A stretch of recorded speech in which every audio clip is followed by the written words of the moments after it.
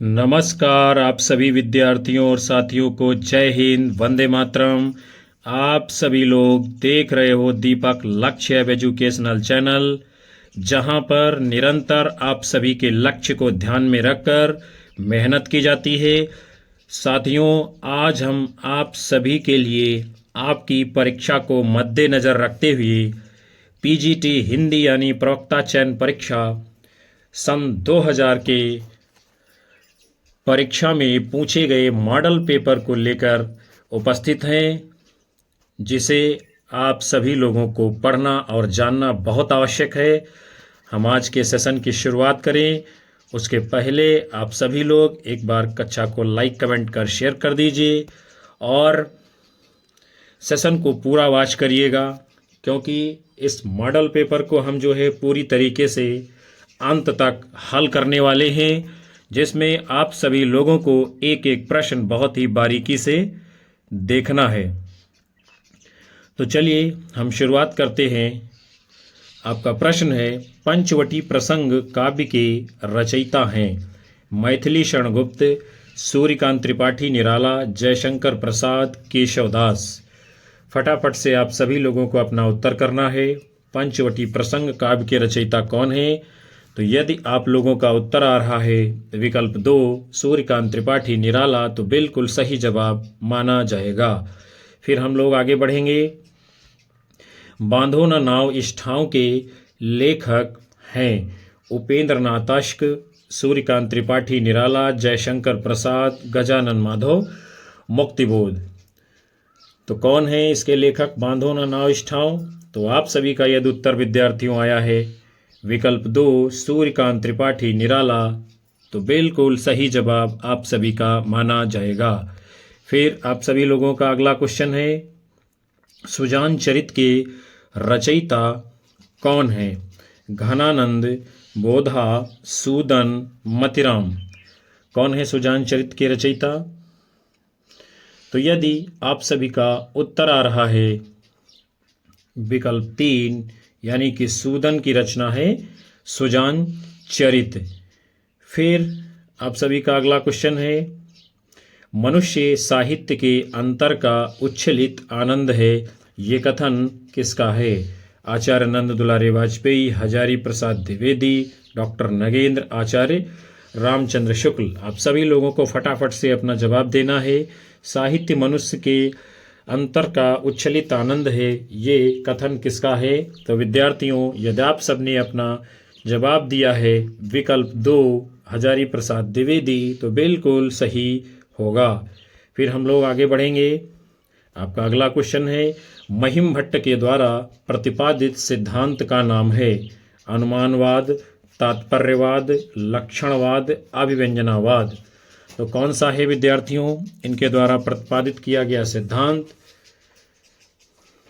तो आप लोग यदि अपना उत्तर दे रहे हैं विकल्प 1 अनुमानवाद, तो बिल्कुल सही जवाब होगा। फिर आप सभी लोगों का अगला क्वेश्चन है, चंपू के 2 भेद हैं, कौन कौन से हैं? विरुद्ध और कपालक, विरुद्ध और कुलक, विरुद्ध और व्रज्या, विरुद्ध और करम्भक। कौन से हैं चंपू के 2 भेद? तो यदि आप लोगों का उत्तर आ रहा है विकल्प 4, तो बिल्कुल सही माना जाएगा। चंपू के 2 भेद कौन कौन से हैं? विरुद्ध और करम्भक। फिर उसके बाद में आपका अगला क्वेश्चन है, समास की बहुलता ओज कहलाती है, ओजस समास भूयस्तम, यह कथन किसका है? भारत, वामन, रुय्यक, दंडी। यानी समास की बहुलता ओज कहलाती है, यह प्रसिद्ध कथन जो है किसका है? तो आप सभी ने अपना उत्तर दिया है विकल्प 2 आचार्य वामन, तो सही होगा। समास की अधिकता ओज कहलाती है, यह कथन किसका है? आचार्य वामन जी का। फिर है काशिका है, क्या है काशिका? पतंजल कृत महाभाष्य की टीका, पतंजल कृत योग सूत्र की टीका, पाणिनि कृत अष्टाध्यायी की टीका, भर्तृहरि कृत वाक्य पदे की टीका। तो विद्यार्थियों, यदि आप सभी ने अपना उत्तर दिया है विकल्प 3 यानी काशिका क्या है? पाणिनि कृत अष्टाध्यायी की टीका है काशिका। फिर हम लोग आगे बढ़ेंगे। आपका अगला क्वेश्चन है, श्रीलाल शुक्ल के उपन्यास राग दरबारी का रंगनाथ की वापसी शीर्षक से नाट्यांतर किसने किया है? गिरीश रस्तोगी, कुसुम कुमार, शोभना भूटानी, शांति मेहरोत्रा। श्री लाल शुक्ल जी के उपन्यास राग दरबारी का रंगनाथ के शीर्षक से नाट्यांतर करने वाले कौन है विद्यार्थियों? तो आप सबका उत्तर आया है यदि विकल्प ए गिरीश रस्तोगी, तो बिल्कुल सही होगा। फिर अगले क्रम में आपका क्वेश्चन है चूलिका किसका भेद है? पाली, प्राकृत, अपभ्रंश, पारसी। तो चूलिका किसका भेद है? आप सभी लोगों को अपना फटाफट से उत्तर देना है। तो यदि आपका उत्तर आ रहा है विकल्प 2, तो सही होगा। चूलिका किसका? प्राकृत का एक भेद है। फिर हम लोग जो है आगे बढ़ चलते हैं अगले क्रम में। आपका क्वेश्चन है मुद्रा राक्षस कृत तिलचट्टा नाटक में तिलचट्टा किसका प्रतीक है? यौन कुंठाओं का, मानव मन की पाशविक प्रवृत्तियों का, अधिकारी वर्ग की स्वार्थपरता एवं क्रूरता का, समाजव्यापी संतरास का। तो मुद्रा राक्षस का जो नाटक है तिलचट्टा, उसमें जो तिलचट्टा है वो किसका प्रतीक है? आपका उत्तर होगा विकल्प 1, यौन कुंठाओं का प्रतीक है तिलचट्टा। फिर आपका अगला क्वेश्चन है किस ग्रंथ में कलचुर राजवंश के किसी सामंत की 7 नायिकाओं का नखशिख वर्णन किया गया है? वर्ण रत्नाकर, उक्ति व्यक्ति प्रकरण, राउलवेल, कुवलयमाला कथा। तो किस ग्रंथ में कलचुर राजवंश के किसी सामंत की 7 नायिकाओं का नखशिख चित्रण किया गया है विद्यार्थियों? आप सबने अपना उत्तर दिया है विकल्प 4, कुवलयमाला कथा। तो बिल्कुल सही जवाब होगा। फिर आपका अगला क्वेश्चन है संत साहित्य में प्रयुक्त बंकनाली का पर्याय निम्नलिखित में से कौन सा नहीं है? त्रिकुटी, वक्रनाली, राजदंत, शंखिनी। कौन सा नहीं है विद्यार्थियों वक्रनाली का पर्याय? तो यदि आप सभी ने अपना उत्तर दिया है विकल्प 2, वक्रनाली, तो बिल्कुल सही होगा। और त्रिकुटी, राजदंत, शंखिनी ये सब जो है वक्रनाली के पर्याय हैं। फिर जो है आपका अगला क्वेश्चन है रहस्य पुरुष का बिंब मुक्तिबोध की किस कविता में नहीं है? मेरे सहचर मेरे मित्र, अंधेरे में, इस चौड़े ऊंचे टीले पर, मुझे पुकारती हुई पुकार। कौन सी ऐसी मुक्तिबोध की रचना है जिसमें रहस्य पुरुष का बिंब नहीं है? तो यदि आप सबने अपना उत्तर दिया है विकल्प 2, अंधेरे में, तो सही होगा। इसमें जो है रहस्य पुरुष का बिंब नहीं है। और बाकी मेरे सहचर मेरे मित्र, इस चौड़े ऊंचे टीले पर, मुझे पुकारती हुई पुकार, इन सब में रहस्य पुरुष का बिंब है। उसके बाद में है अगला क्वेश्चन भ्रमर गुफा के लिए दूसरा उपयुक्त नाम है? ब्रह्मरंध्र, हृदय, नाभिचक्र, मूलाधार। कौन सा है भ्रमर गुफा के लिए दूसरा उपयुक्त नाम? तो आप सबका यदि उत्तर आया है विकल्प 1, ब्रह्मरंध्र, तो सही होगा। भ्रमर गुफा के लिए दूसरा नाम कौन सा है? ब्रह्मरंध्र। हम लोग फटाफट से आगे बढ़ेंगे क्योंकि सभी प्रश्नों को कवर करना है, इसलिए ज़्यादा व्याख्या की ओर नहीं भागेंगे। निम्नलिखित में से किस आचार्य ने अलंकार और अलंकार में अभेद माना है? भामह, कुंतक, विश्वनाथ, आचार्य रामचंद्र शुक्ल। तो इनमें से विद्यार्थियों जिन्होंने अलंकार और अलंकार को अभेद माना है, यानी कोई अंतर नहीं माना है, तो वो कौन है आपके? आचार्य रामचंद्र शुक्ल, यानी विकल्प 4 सही उत्तर माना जाएगा। फिर आपका अगला क्वेश्चन है काल क्रमानुसार संगति क्रम क्या होगा? आप सभी लोगों को बताना है विद्यार्थियों इसमें संगत क्रम कौन सा होगा। तो ज़्यादा समय हम नहीं लेंगे, आप सबको अपना उत्तर देना है इस विकल्प में से कौन सा है संगत क्रम। तो वो सही उत्तर होगा आपका विकल्प 1, यानी कुवलयमाला कथा, उक्ति व्यक्ति प्रकरण, राउलवेल, कीर्ति लता। यही इसका जो है सही क्रम माना जाएगा। फिर आगे बढ़ चलते हैं। आपका अगला क्वेश्चन है छायावाद में वक्रता का वैभव मिलता है, तो प्रसाद के काव्य में किसका उत्कर्ष मिलता है? विदग्धता, अभिव्यंजना, चारुता, चमत्कार।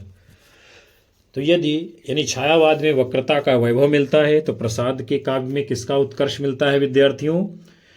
यदि आपने अपना उत्तर दिया है विकल्प 2, अभिव्यंजना, तो सही होगा, यानी जयशंकर प्रसाद के काव्य में अभिव्यंजना का उत्कर्ष देखने को मिलता है।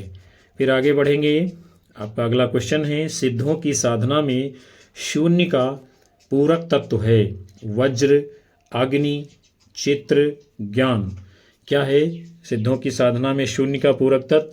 तो विद्यार्थियों, यदि आप सभी का उत्तर इस प्रश्न के जवाब में आया है विकल्प 4 ज्ञान, तो बिल्कुल सही माना जाएगा। यानी ज्ञान क्या है? सिद्धों की साधना में शून्य का पूरक तत्व। फिर अगले क्वेश्चन को देखेंगे, उबटन शब्द का तत्सम रूप इनमें से है ऊर्ध्वतन, उपलेपन, उपहलेपन, ऊर्ध्वर्तन। तो उबटन शब्द का तत्सम रूप कौन सा होगा इनमें से? तो वो होगा आपका विद्यार्थियों विकल्प 4 यानी ऊर्ध्वतन, ये है उबटन का तत्सम। फिर आपका अगला क्वेश्चन है, धूसर किसका पर्याय है? अश्व, मेघ, गर्दभ, अजा। किसका पर्याय है धूसर? तो यदि आप सभी ने अपना उत्तर दिया है विद्यार्थियों, कौन सा? विकल्प 3 गर्दभ, तो सही माना जाएगा। धूसर माने क्या होता है? गधा, यानी गधा का पर्यायवाची है आपका गर्दभ। फिर जो है आपका अगला क्वेश्चन है, द्वार द्वार भटकना में प्रयुक्त द्विरुक्ति द्वार द्वार है पारस्परिक संबंध बताने के अर्थ में, अतिशयता प्रकट करने के अर्थ में, भेद बताने के अर्थ में, समग्रता प्रकट करने के अर्थ में। तो द्वार द्वार भटकना में प्रयुक्त जो द्विरुक्ति है बार बार, ये किस अर्थ में आई हुई है? तो याद आप सभी का उत्तर आ रहा है विकल्प 1 पारस्परिक संबंध बताने के अर्थ में। तो बिल्कुल सही होगा द्वार द्वार भटकना। उसके बाद में अगला क्वेश्चन है, निम्नलिखित में से कौन गलत सुमेलित है? चलिए देखते हैं इनमें से कौन सा गलत सुमेलित है। अंगूठे पर मारना, परवाह न करना, कान काटना, मात करना, नज़र करना, भेंट करना, नज़र पर चढ़ना, आँख बचाना। तो जो गलत है विद्यार्थियों इसमें वो कौन सा होगा? यदि आप सभी ने अपना उत्तर दिया है विकल्प 4 नज़र करना, आँख बचाना, ये सही नहीं है। और अंगूठे पर मारना, परवाह न करना सही है। कान काटना, मात करना, ये भी सही है। नज़र करना, भेंट करना, ये भी जो है बिल्कुल सही है। फिर उसके बाद में आपका अगला क्वेश्चन है, निम्नलिखित में से कौन सा युग्म सही सुमेलित नहीं है? ओझा उपाध्याय, कपास करपट, केला कदली, पसीना प्रस्विन। तो कौन सा इनमें से सही सुमेलित नहीं है, ये आपसे पूछा जा रहा है। तो विद्यार्थियों, यदि आप सभी ने अपना उत्तर चुना है इसके लिए विकल्प 2 तो राइट माना जाएगा, ये सही नहीं है।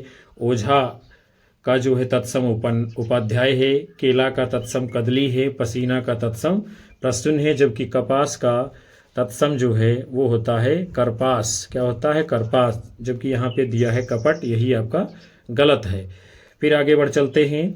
अगला क्वेश्चन है, निम्नलिखित में से कौन सा विपरीतार्थक युग्म सही सुमेलित है? उद्योगी अनुद्यत, औरस जारज, उन्मत्त विमुख, उच्छ्वास अनुच्छिष्ट। कौन सा है विद्यार्थियों सही? तो यदि आप सभी ने अपना उत्तर दिया है विकल्प 2 तो सही होगा। यानी औरस का विपरीतार्थक यानी कि विलोम शब्द क्या होगा? जारज, और बाकी सभी के सभी विकल्प जो है आपके गलत हैं। फिर अगला क्वेश्चन है, जूतियों में दाल बांटना मुहावरे का सही अर्थ है दुखी होना, अपमान करना, चापलूसी करना, लड़ाई झगड़ा हो जाना। तो जूतियों में दाल बांटना मुहावरे का अर्थ क्या होता है विद्यार्थियों? यदि आप सबका उत्तर आ रहा है विकल्प 4 लड़ाई झगड़ा हो जाना, तो बिल्कुल ही सही माना जाएगा। आगे बढ़ चलते हैं। फिर आपका अगला क्वेश्चन है, लाल तारा की विधा है, यानी कौन सी विधा है? रेखा चित्र, संस्मरण, जर्नल, यात्रावृत्त। तो लाल तारा की विधा कौन सी है विद्यार्थियों? यदि आप सभी का उत्तर आ रहा है विकल्प 1 यानी रेखा चित्र, तो सही होगा। फिर उसके बाद में आपका अगला क्वेश्चन है, बाजे पायलिया के घुंघरू के लेखक हैं कन्हैयालाल मिश्र प्रभाकर, कन्हैयालाल ओझा, कन्हैयालाल मणिकलाल मुंशी, सोहनलाल द्विवेदी। तो बाजे पायलिया के घुंघरू के लेखक कौन हैं? यदि आप सबने अपना उत्तर दिया है विकल्प 1 कन्हैयालाल मिश्र प्रभाकर, तो सही माना जाएगा। फिर आपका अगला क्वेश्चन है, प्रिंस ऑफ वेल्स की भारत यात्रा का विस्तृत और ब्यौरेवार वर्णन युवराज की यात्रा शीर्षक से किसने किया है? सत्यदेव परिव्राजक, मौलवी महेश प्रसाद, चंडी प्रसाद सिंह, भगवान दीन दुबे। तो प्रिंस ऑफ वेल्स की भारत यात्रा का विस्तृत और ब्यौरेवार वर्णन युवराज की यात्रा शीर्षक से किसने किया है? यानी विकल्प 3 आपका राइट आंसर होगा, चंडी प्रसाद सिंह जी ने। फिर आगे बढ़ेंगे, आपका अगला क्वेश्चन है, दशरथ के पुत्र राम ने रावण को मारा, इस वाक्य में कौन सा पद कारक बनने की सबसे कम योग्यता रखता है? राम, रावण, दशरथ, पुत्र। क्या होगा उत्तर? दशरथ के पुत्र राम ने रावण को मारा, इस वाक्य में जो पद सबसे कम यानी कारक बनने की योग्यता रखता है वो होगा आपका, यदि उत्तर आया है विकल्प 1 राम, तो बिल्कुल सही होगा।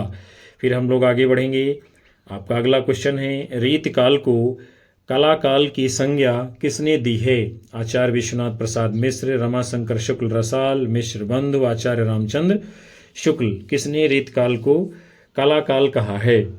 तो आप सब जानते हैं। यदि आपका उत्तर आ रहा है इस प्रश्न के जवाब के लिए विकल्प 2 रमाशंकर शुक्ल रसाल जी ने रीतकाल को कलाकाल कहा है। फिर आगे बढ़ेंगे, आपका अगला क्वेश्चन है, ठेठ हिंदी में उपन्यास लिखने वाले कौन हैं? सूर्यकांत त्रिपाठी निराला, मुंशी प्रेमचंद, जयशंकर प्रसाद, हरियोध। ठेठ हिंदी में उपन्यास लिखने वाले कौन हैं? तो विद्यार्थियों आप सभी का उत्तर आ रहा है विकल्प 4 हरियोध, यानी अयोध्या सिंह उपाध्याय हरियोध जी ने ठेठ हिंदी का ठाठ उपन्यास लिखा है। फिर आपका अगला क्वेश्चन है, निम्नलिखित में से कौन श्री कृष्ण भक्ति का संप्रदाय नहीं है? श्री वल्लभ संप्रदाय, हरिदासी संप्रदाय, तत्सुखी संप्रदाय, गौड़ीय संप्रदाय। कौन सा नहीं है विद्यार्थियों श्री कृष्ण भक्ति का संप्रदाय?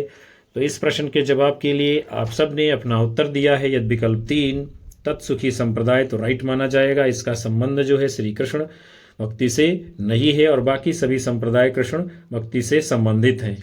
फिर आपका अगला क्वेश्चन है, सतसई काव्य परंपरा को आगे बढ़ाने वालों में कौन है? गया प्रसाद शुक्ल शनेही, अयोध्या सिंह उपाध्याय हरियोध, वियोगी हरि, अनूप शर्मा। कौन है सतसई परंपरा को आगे बढ़ाने वाले? तो उनका नाम है विद्यार्थियों विकल्प 3 वियोगी हरि, और इन्होंने वीर सतसई नाम की रचना लिखी है जो कि ओज, वीरता और पौरुष के ऊपर आधारित दोहों में लिखी गई सतसई की रचना है। फिर अगला क्वेश्चन है, इलियट का मूर्त विधान भारतीय काव्यशास्त्र के किस तत्व से तुलनीय है? साधारणीकरण, रीति, विभावन व्यापार, प्रतिभा। तो इलियट का मूर्त विधान भारतीय काव्यशास्त्र के जिस तत्व से तुलनीय है उसका नाम क्या है विद्यार्थियों? यदि आप सबका उत्तर आ रहा है विकल्प 1 साधारणीकरण तो बिल्कुल सही जवाब होगा। फिर आगे बढ़ेंगे, आपका अगला क्वेश्चन है, किन 2 साहित्यकारों ने अर्धनारीश्वर नाम से रचना की है? हरियोध माखनलाल चतुर्वेदी, विष्णु प्रभाकर हरियोध, दिनकर बच्चन, विष्णु प्रभाकर रामधारी सिंह दिनकर।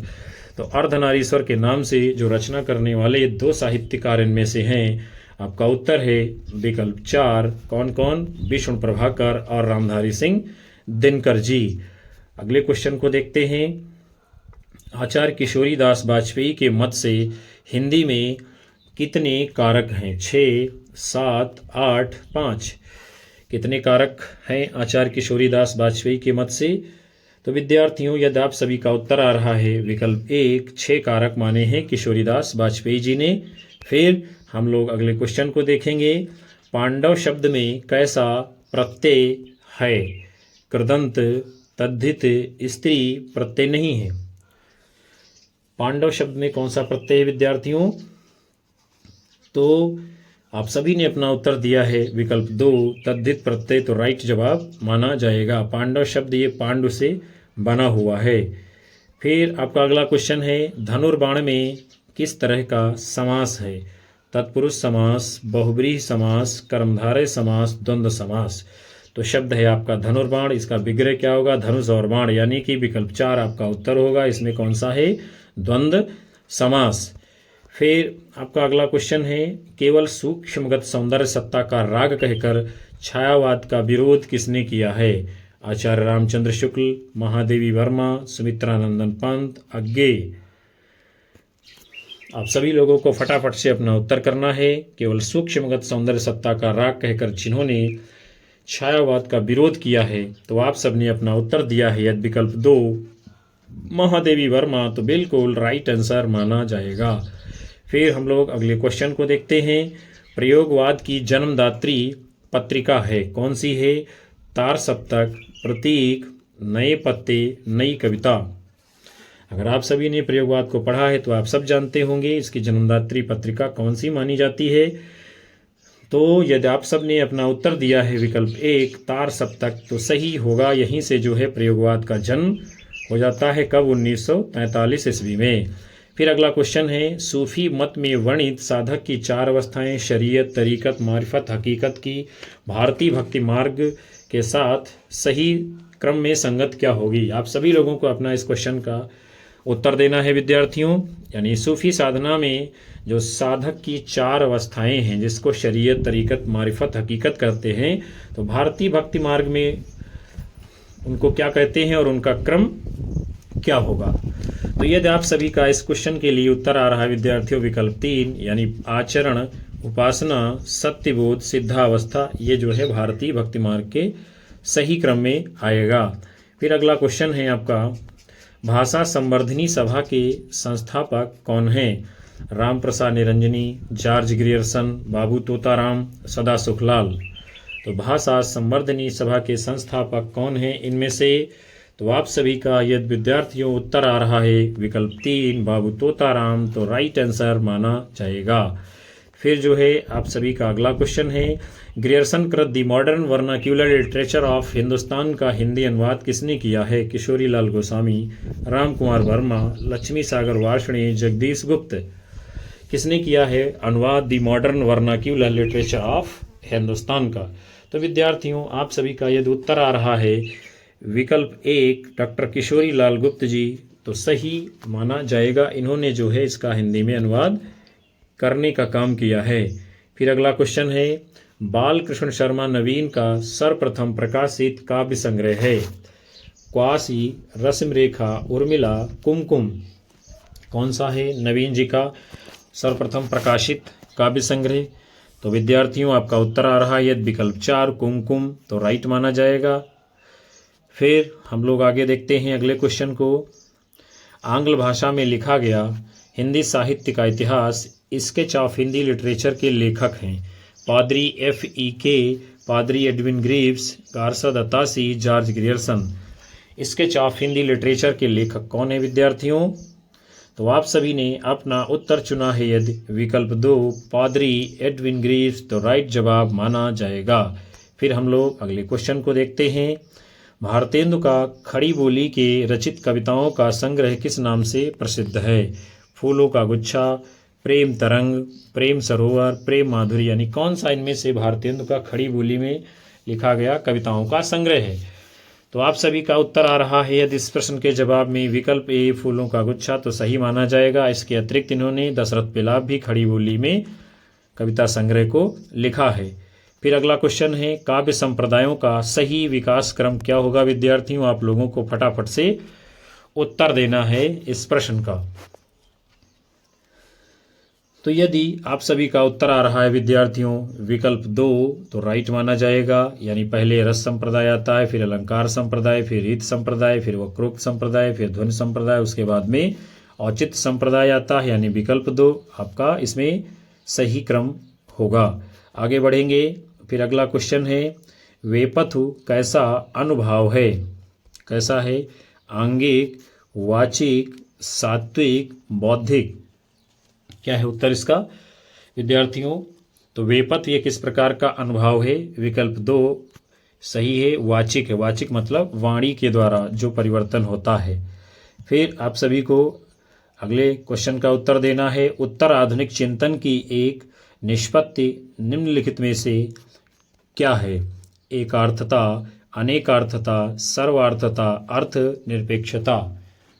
उत्तर आधुनिक चिंतन की जो एक निष्पत्ति है इनमें से विद्यार्थियों, तो यदि आप सबका उत्तर आ रहा है विकल्प 4 राइट माना जाएगा। अर्थ निरपेक्षता ये उत्तर आधुनिक चिंतन की एक निष्पत्ति मानी गई है। फिर अगला क्वेश्चन है, रिक्शा किस भाषा का शब्द है? अंग्रेजी, उर्दू, तुर्की, जापानी। तो इनमें से रिक्शा किस भाषा का शब्द है? आपका उत्तर होगा विकल्प 4, जापानी भाषा। फिर हम लोग आगे बढ़ चलते हैं। आपका अगला क्वेश्चन है, हिंदी आलोचना में जातीय शब्द का राष्ट्रीय अर्थ में सर्वप्रथम प्रयोग किसने किया है? भारतेंद्र हरिश्चंद्र, महावीर प्रसाद द्विवेदी, रामविलास शर्मा, आचार्य रामचंद्र शुक्ल। क्या है उत्तर इसका? हिंदी आलोचना में जातीय शब्द का राष्ट्रीय अर्थ में सर्वप्रथम प्रयोग जिन्होंने किया है उनका नाम क्या है? आपका उत्तर होगा विकल्प 2, महावीर प्रसाद द्विवेदी जी। फिर आप सभी का अगला क्वेश्चन है, आचार्य शुक्ल का निबंध संग्रह चिंतामणि सर्वप्रथम किस नाम से प्रकाशित हुआ है? विचार कौस्तुभ, विचार मणि, विचार बैन, विचार वीथी। तो विद्यार्थियों, आचार्य रामचंद्र शुक्ल का निबंध संग्रह चिंतामणि सर्वप्रथम जिस नाम से प्रकाशित हुआ है, तो आप सभी लोगों का ये उत्तर आ रहा है इस प्रश्न का विकल्प 4, विचार वीथी के नाम से 1930 ईस्वी में सरस्वती पत्रिका में ये पहली बार प्रकाशित होता है।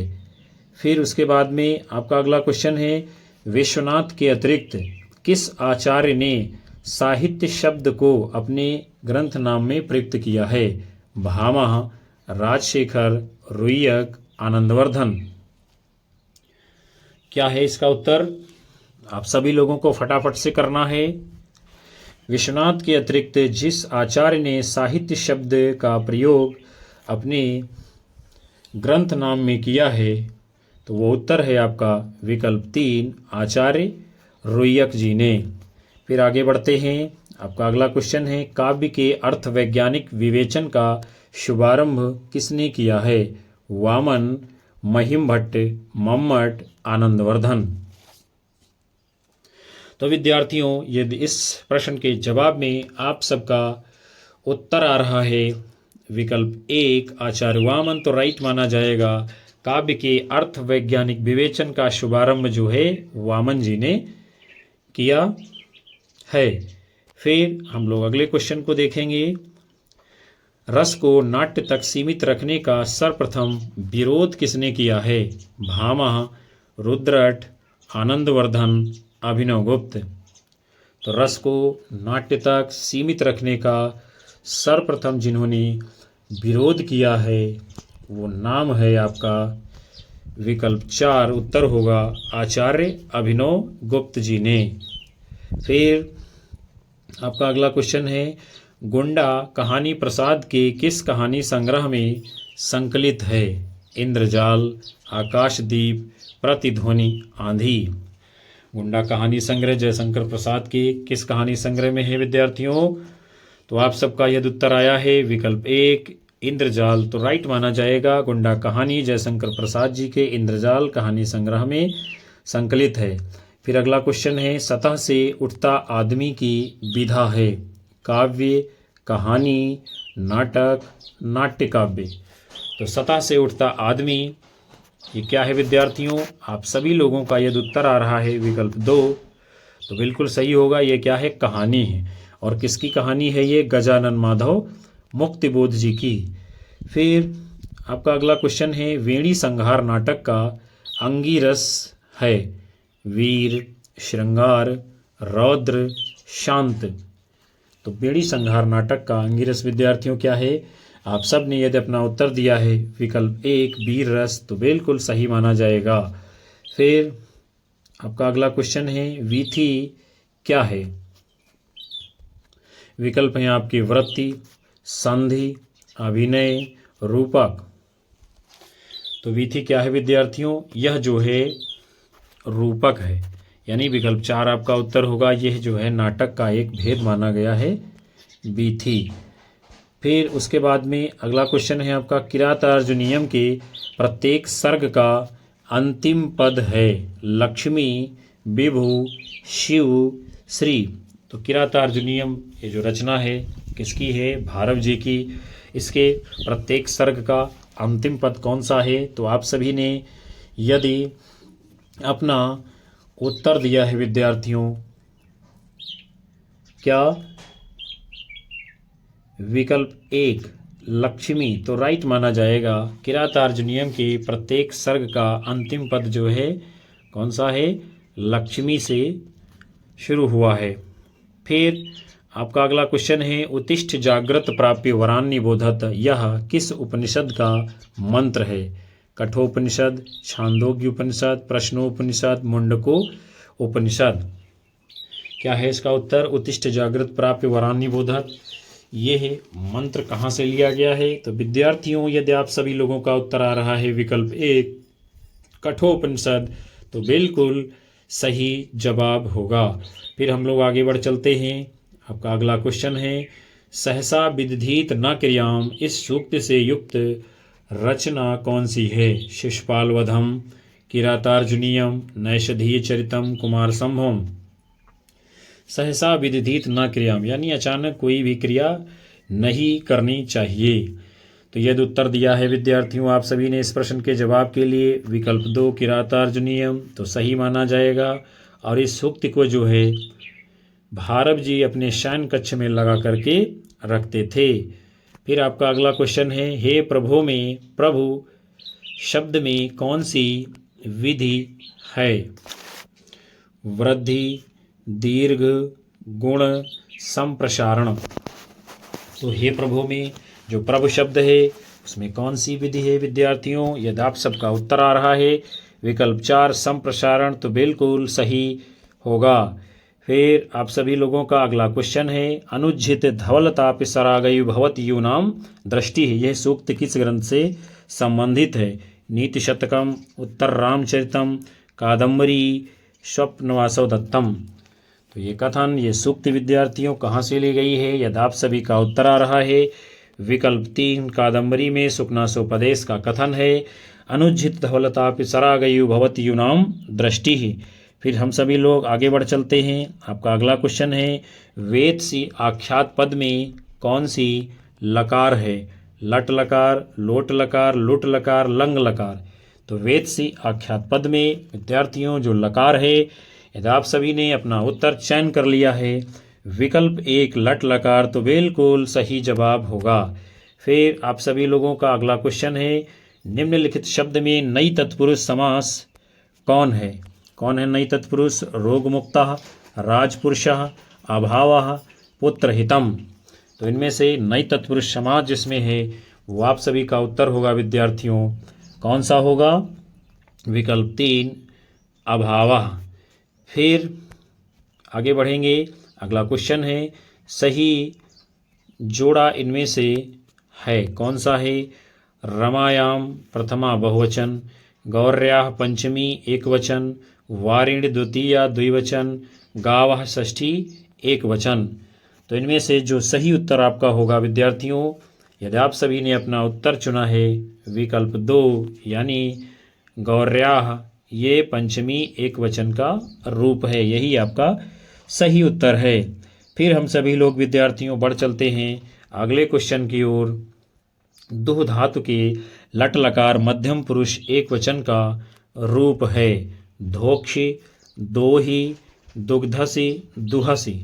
दुह धातु लट लकार मध्यम पुरुष एक वचन का इनमें से जो रूप होगा विद्यार्थियों आप सभी का उत्तर आ रहा है यदि विकल्प एक धोक्षि, तो बिल्कुल सही माना जाएगा। हम लोग आगे बढ़ेंगे। फिर आपका अगला क्वेश्चन है निम्नलिखित वाक्यों में शुद्ध है कौन सा शुद्ध है। मातरम निलीयते कृष्णः, मातर निलीयते कृष्णः, मातुर निलीयते कृष्णः, मात्रा निलीयते कृष्णः।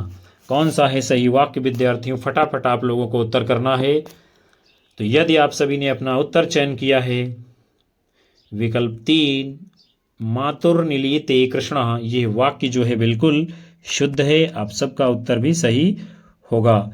फिर अगला क्वेश्चन है निम्नलिखित वाक्यों में से कौन सा भाव वाक्य है। सह गृहम गतवान, तेन गृहम गतम, सह गृह अगच्छत, तेन गृहम गतानि। तो कौन सा है भाव वाक्य इनमें से विद्यार्थियों आप सभी लोगों ने अपना उत्तर दिया है विकल्प एक, तो राइट जवाब माना जाएगा। सह गृहम गतवान ये जो है भाव वाक्य है। आगे बढ़ चलते हैं। अगला क्वेश्चन है वर्णिक छंदों में किसका विचार होता है? वर्ण का, मात्रा और वर्ण का, मात्रा का, वर्ण की गुरुता का। तो आप सब जानते हैं विद्यार्थियों, वर्णिक छंदों में किसका विचार किया जाता है? विकल्प 1 वर्णों का, और मात्रिक छंद में मात्राओं का विचार किया जाता है। उसके बाद में अगला क्वेश्चन है, काम आर्ता ही प्रकृति कृपणस्व चेतन अचेतनेषु, यह पंक्ति किस ग्रंथ से है? नीति शतकम, श्रृंगार शतकम, मेघदूतम, रघुवंशम। कहाँ से ली गई है यह उक्ति? काम आर्ता ही प्रकृति कृपणस्व चेतन अचेतनेषु। विद्यार्थियों, आप सभी का यह जवाब आ रहा है इस प्रश्न के लिए विकल्प 3 मेघदूतम। तो सही होगा बिल्कुल। ये कहाँ से लिया गया है? मेघदूतम से। और मेघदूतम ये रचना किसकी है?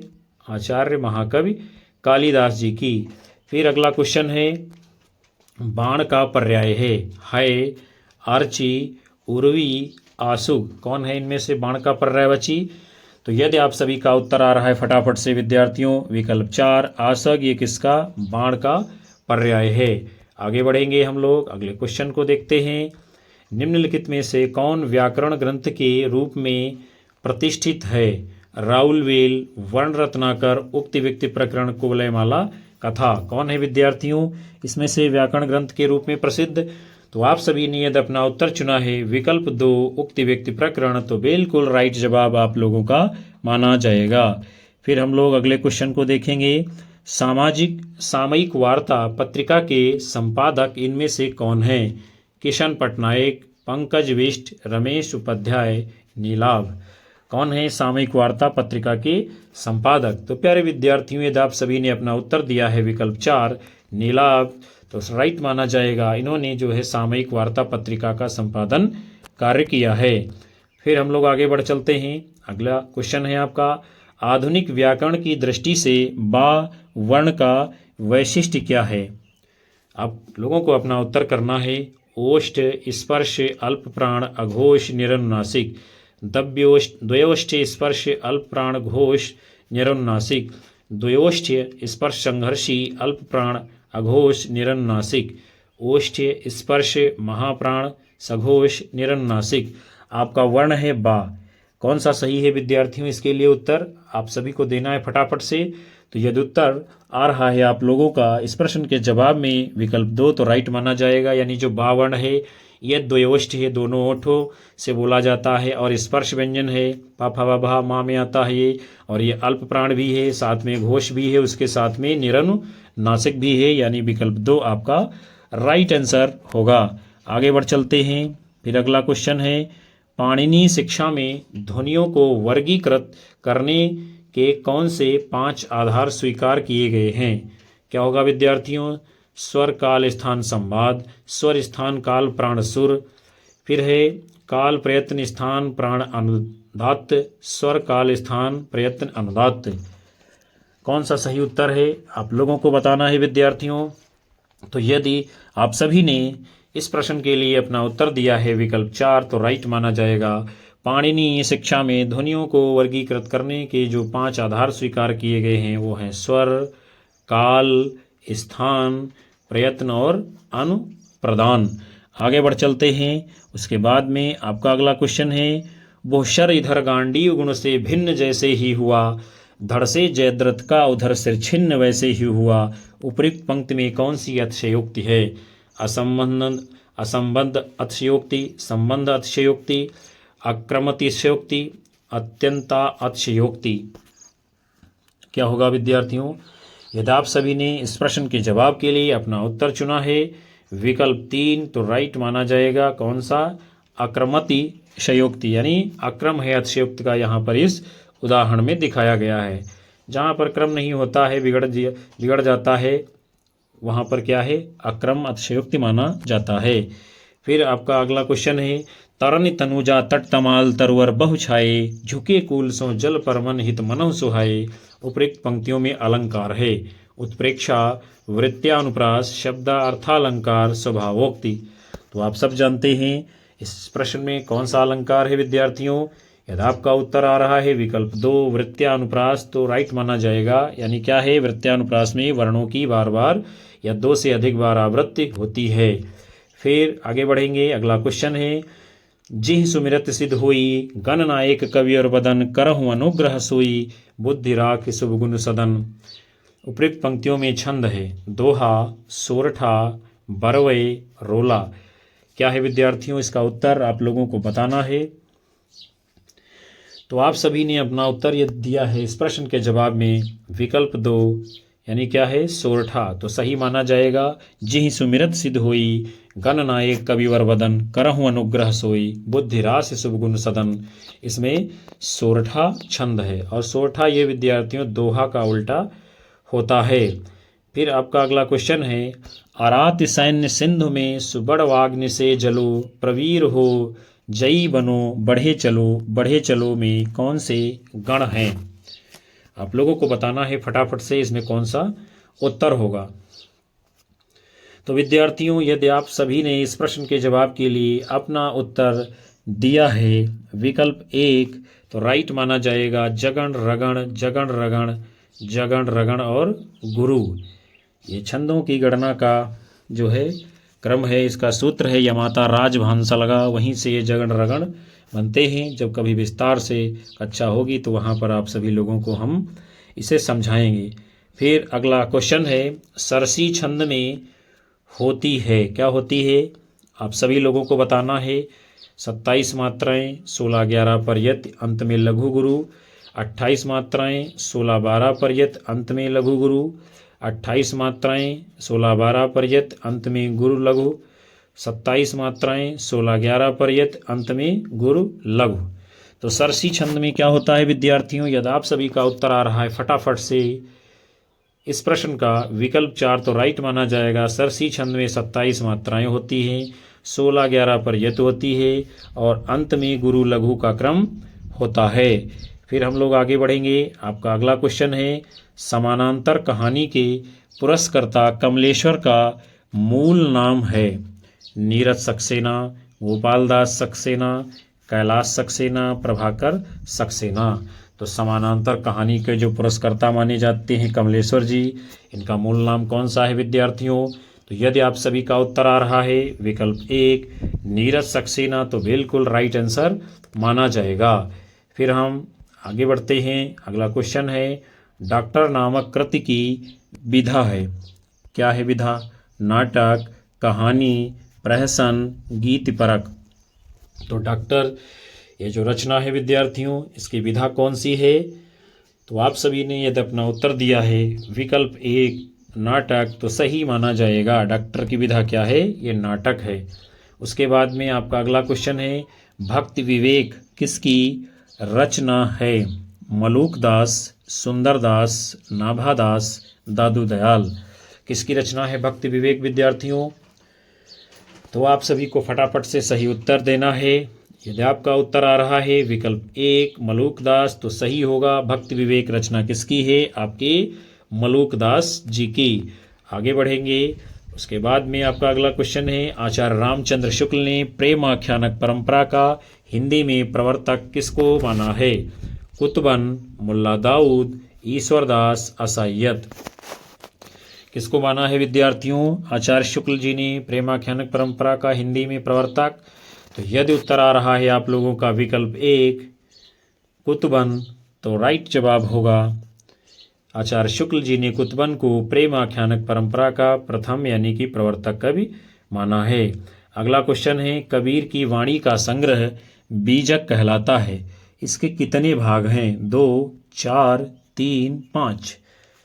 तो कबीर की वाणी का संग्रह है, बीजक किसने किया था, धर्मदास जी ने। इसके भाग कितने हैं, तो आप सभी का उत्तर यदि आया है इस प्रश्न का विकल्प 2, तो राइट माना जाएगा। बीजक के कितने भाग हैं, 3।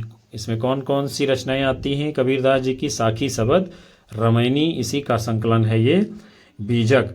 फिर अगला क्वेश्चन है, पद्मावत में पद्मिनी किसका प्रतीक है। साधक का, शैतान की, परम सत्ता की, प्रकृति की। किसकी प्रतीक है विद्यार्थियों? तो पद्मावत जो महाकाव्य है मलिक मोहम्मद जायसी का, उसमें जो पद्मिनी है वो प्रतीक है आपका। उत्तर होगा विकल्प 3 परम सत्ता की। फिर आगे बढ़ेंगे, अगला क्वेश्चन है आपका, क्या है? बंगदूत नामक पत्र हिंदी में किसके द्वारा निकाला गया है? आचार्य हजारी प्रसाद द्विवेदी, राजा राम मोहन राय, ईश्वर चंद्र विद्यासागर, पंडित जुगल किशोर। क्या होगा विद्यार्थियों उत्तर? आप लोगों को करना है बंगदूत पत्र का यानी हिंदी में किसके द्वारा संपादन कार्य किया गया है। तो आपका ये उत्तर आ रहा है इस प्रश्न के लिए विकल्प 2 राजा राम मोहन राय। तो बिल्कुल सही जवाब होगा आप लोगों का। फिर हम आगे बढ़ेंगे, अगले क्वेश्चन को देखते हैं। हिंदी प्रदीप नामक पत्र किसके द्वारा निकाला गया? प्रताप नारायण मिश्र, बालकृष्ण भट्ट, ठाकुर जगमोहन सिंह, इनमें से कोई नहीं। तो हिंदी प्रदीप पत्र किसके द्वारा निकाला जाता है? उनका नाम है पंडित बालकृष्ण भट्ट जी, यानी विकल्प 2 आपका उत्तर होगा। फिर अगला क्वेश्चन है आपका, पंडित किशोरी लाल गोस्वामी का उपन्यास निम्नलिखित में से कौन सा नहीं है? तरुण तपस्विनी, रजिया बेगम या रंगमहल में हलाहल, राजकुमारी, भोजपुर का ठग। कौन सा नहीं है इनमें से उपन्यास किशोरी लाल गोस्वामी जी का? तो विद्यार्थियों आप सभी का यदि उत्तर आया है विकल्प 4 भोजपुर का ठग, ये उपन्यास नहीं है किशोरी लाल गोस्वामी जी का। और तरुण तपस्विनी, रजिया बेगम, राजकुमारी, ये सभी उपन्यास किशोरी लाल गोस्वामी जी के हैं। आगे बढ़ते हैं, अगले क्रम में आपका क्वेश्चन है, हार की जीत कहानी का लेखक कौन है? विशंभरनाथ शर्मा कौशिक, मुंशी प्रेमचंद, सुदर्शन, रामविलास शर्मा। किसने लिखा है हार की जीत हिंदी की प्रसिद्ध कहानी को? तो यदि आप सभी का उत्तर आ रहा है विद्यार्थियों इस प्रश्न के जवाब में विकल्प 3, तो राइट माना जाएगा। हार की जीत कहानी किसकी है? यह सुदर्शन जी की। फिर अगले क्वेश्चन को देखेंगे, सूरदास जी को जीवनोत्सव का कवि किसने कहा है? पंडित रामचंद्र शुक्ल, हजारी प्रसाद द्विवेदी, महावीर प्रसाद द्विवेदी, मैथिली शरण गुप्त जी। सूरदास जी को जीवनोत्सव का कवि कहने वाले कौन है विद्यार्थियों? तो आप सभी ने यदि अपना उत्तर चुना है विकल्प 1 पंडित रामचंद्र शुक्ल, तो बिल्कुल राइट आंसर होगा। फिर आगे बढ़ चलते हैं, अगला क्वेश्चन है, एक बूंद सहसा उछली किसके द्वारा लिखित यात्रा वृत्तांत है? अज्ञे जी, राहुल सांकृत्यायन, यशपाल जी, रामरक्ष बेनीपुरी। एक बूंद सहसा उछली ये विदेशी पृष्ठभूमि पर आधारित यात्रा वृत्तांत है विद्यार्थियों। और इसके लेखक कौन है? तो आप सब ने यदि अपना उत्तर दिया है विकल्प 1 सच्चिदानंद हीरानंद वात्स्यायन अज्ञे जी, तो बिल्कुल सही उत्तर आप लोगों का माना जाएगा। फिर अगले क्रम में क्वेश्चन है, आमिष का विलोम शब्द होगा, क्या होगा? सानिश, निरामिष, मांसाहारी, शाकाहारी। तो शब्द है आपका आमिष, इसका जो विलोम शब्द होगा विद्यार्थियों क्या होगा? आप सभी लोगों ने विद्यार्थियों यदि अपना उत्तर दे दिया है विकल्प 2 निरामिष, तो बिल्कुल राइट आंसर होगा। फिर आगे बढ़ेंगे, अगले क्रम में आपका क्वेश्चन है, वो भाई जो अन्य माता से उत्पन्न हो क्या कहलाता है? यानी क्या कहेंगे उसको? अन्योदर, दूरस्थ, औरस, सहोदर। आप सभी लोगों को फटाफट से अपना उत्तर करना है। वो भाई जो अन्य माता से उत्पन्न हो उसको क्या कहेंगे? तो आप सभी का यदि उत्तर आ रहा है इस प्रश्न के जवाब के लिए विकल्प 1 अन्य उदर, तो राइट माना जाएगा। यानी अन्य के उदर से जो उत्पन्न है वही सही आंसर है। फिर विद्यार्थियों आप सभी का अगला क्वेश्चन है, घड़ों पानी पड़ना मुहावरे का अर्थ है नहाना, कांपना, लज्जित होना, सर्दी लगना। तो क्या है इसका उत्तर? घड़ों पानी पड़ना मुहावरे का अर्थ होगा। आप सभी ने यदि अपना उत्तर चुना है विद्यार्थियों विकल्प 3, तो राइट होगा। इसका अर्थ क्या है? लज्जित होना, उसी को कहते हैं घड़ों पानी पड़ना।